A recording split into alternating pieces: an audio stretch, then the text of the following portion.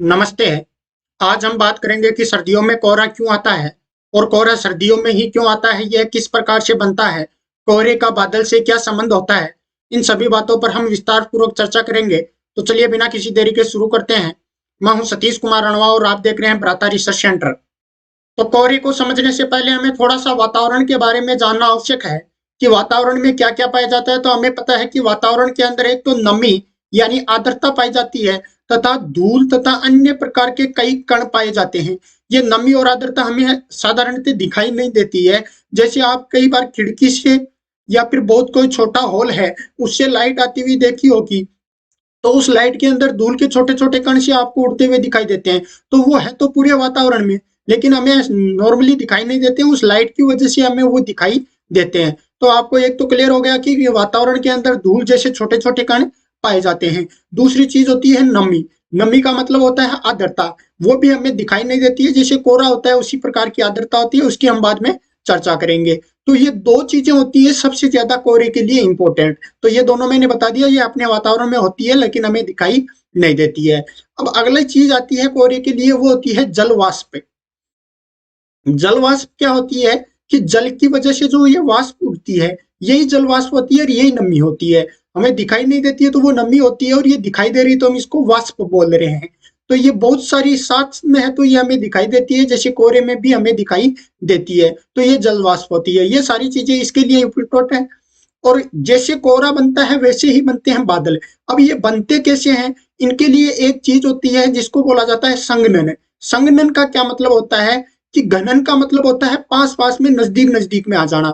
यानी कोई कण बहुत पास पास में आ जाएंगे तो उनको बोला जाएगा संघनन। संघनन मुख्य शब्द किसके लिए काम लिया जाता है, साइंस की दृष्टि से देखें तो संघनन का मतलब होता है कि वाष्प का द्रव में परिवर्तन होना ही संघनन कहलाता है। कि ये जो वाष्प है ये अगर द्रव में परिवर्तित होगी तो उसको हम कहेंगे संघनन। अब हमने पहले भी पढ़ा है कि गर्म चीजें ऊपर उठती है तथा ठंडी चीज नीचे आती है। यह हमने हर जगह पढ़ा कि गर्म चीज ऊपर जाती है, ठंडी चीज नीचे आती है। तो यही कारण होता है। जैसे आप कई बार सर्दियों में देखते होंगे कि बाल्टी में अगर हम पानी डालते हैं और उसको रोड डाल के गर्म करते हैं तो कई बार ऊपर का पानी हमें गर्म लगता है, हम नहाने चले जाते हैं, लेकिन नीचे का पानी फिर ठंडा निकल जाता है। वो क्यों होता है? क्योंकि गर्म पानी ऊपर आता जाता है और ठंडा पानी नीचे जाता जाता है। वही चीज यहाँ पर लागू होती है। पहले हम बादल को देखते हैं शॉर्ट में। बादल में क्या होता है कि जलवाष्प ऊपर जाती है। ऊपर जाने के बाद में ठंड की वजह से ये जो बूंदे होती है, धुएं धूल की बूंदों के साथ वो जलवाष्प बूंदे इकट्ठी होती जाती हैं और वो बादल का रूप ले लेती है। बादल का ही दूसरा रूप है, अगर जमीन पर बादल बन गया तो उसको बोलेंगे कोहरा, फोग, धुंध। तो क्या होता है कि जब यहाँ पर ये मान लो बहुत सारे धूल के कण हैं, तो मैंने बताया था कि ठंडी चीज नीचे आएगी। तो हमारी सर्दियों में जब ठंड पड़ती है तो जो ये जल वाष्प है ये बहुत ज्यादा हिमांक बिंदु के ऊपर, थोड़ा सा ऊपर रहता है। हिमांक का मतलब होता है जहां बर्फ बनती है, उस बिंदु से थोड़ा सा ऊपर रहता है। तो ये जो पानी की बूंदें ये जमने लगती है, तो इनके लिए कोई चीज चाहिए इनको, तो वो धूल के कणों के चारों तरफ चिपक जाती है। तो ये धूल के कणों के चारों तरफ पानी की बूंदें चिपकने लग गई। तो ये जब बूंदे, बहुत सारी बूंदें पास पास आ जाएगी तो हमें बादल जैसा, धुंध जैसा दिखने लग जाएगा, जिसे हम मुख्यतः क्या बोल देते हैं, कोहरा बोल देते हैं। इसके साथ में पाला पड़ना, बर्फ का गिरना, ये बहुत सारी चीजें संघनन पर डिपेंड करती है। हम संघनन का अलग टॉपिक वीडियो बना के उसमें समझ लेंगे। तो धुंध धुंध कैसे बनी? जल के जो ये जलवाष्प के कण है ये धूल वगैरह के कणों के पास में आके चिपक गए। ये नजदीक नजदीक आने की वजह से क्या बन गई, धुंध का निर्माण हो गया। तो आपको मैंने बता दिया कि ये सारी चीजें बनती हैं अपनी संघनन से।